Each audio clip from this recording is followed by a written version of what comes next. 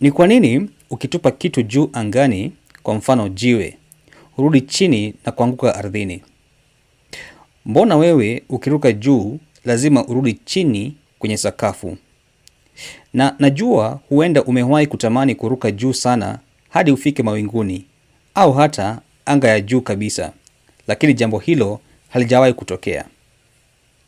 Kwa hiyo, ni nini kinachohakikisha kuwa kila kitu kinachopaa juu katika dunia yetu lazima kirudi chini? Jibu ni nguvu ya gravity, au kwa urahisi unaweza sema mvuto. Mvuto wa gravity ni jambo ambalo limewachanganya wanadamu kwa maelfu ya miaka. Kwanza, nguvu hii haionekani kwa macho. Pili, ni vigumu kueleza hasa ni nini. Mwanasayansi aliyetoa mchango mkubwa katika kuelewa nguvu hii alikuwa Sir Isaac Newton, mwanasayansi maarufu kutoka Uingereza. Inasemekana siku moja Newton aliona tunda la tufaha likikatika kutoka mtini na kuanguka ardhini. Akaanza kujiuliza, kwa nini halikuenda mawinguni au pembeni? Kwa nini limeanguka chini? Swali hilo lilimfanya aanze kufanya utafiti mkubwa. Baada ya tafiti zake, Newton alipendekeza kuwa kuna nguvu inayovuta vitu kuelekea kwenye dunia. Pia aligundua kuwa nguvu hii hutokana na uzito wa kitu hicho.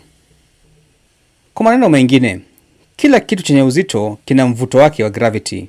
Hii inamaanisha jiwe, meza, kiti, kitabu, mnyama, binadamu na hata sayari zote zina mvuto wa gravity.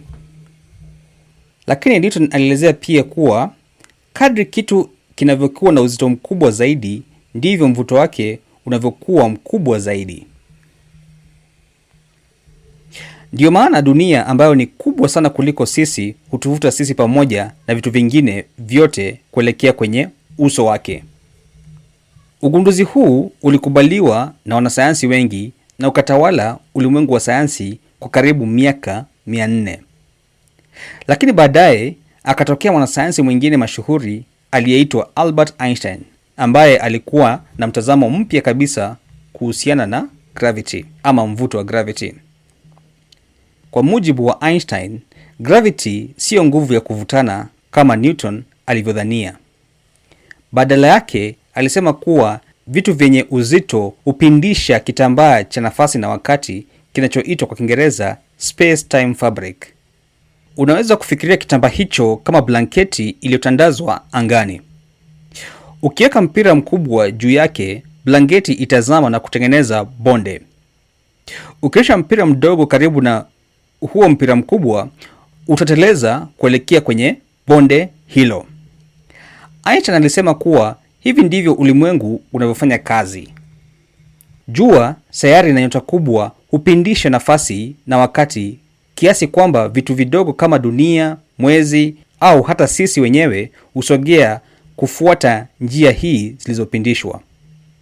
Maelezo haya yalipokelewa vizuri sana na jamii ya wanasayansi, na majaribio mengi yalifanywa kufuatia vumbuzi hii na kuonyesha kuwa yanaelezea kwa usahihi mkubwa jinsi gravity inavyofanya kazi. Hata hivyo, hadi leo wanasayansi hawajapata ufahamu kamili wa gravity ni nini. Bado kuna maswali mengi ambayo hayajajibiwa hadi wa sasa.